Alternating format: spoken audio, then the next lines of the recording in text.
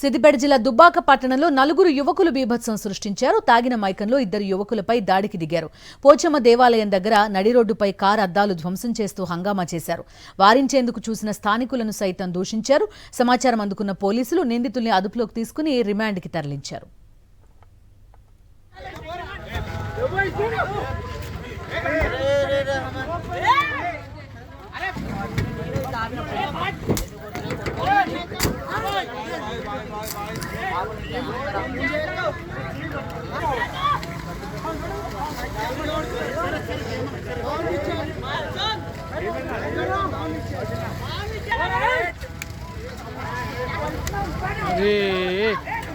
అయ్యో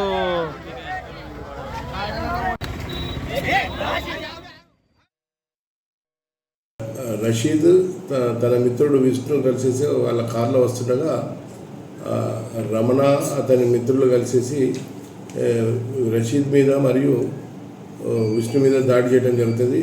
రషీద్ కారును ధ్వంసం చేయడం జరుగుతుంది. దాంతో వాళ్ళందరినీ అదుపులోకి తీసుకొని మేము ఈరోజు హత్యా ప్రయత్నం కేసులో అంటే 307 కేసులో ఈ నలుగురిని మేము జైలుకు పంపిస్తున్నాం.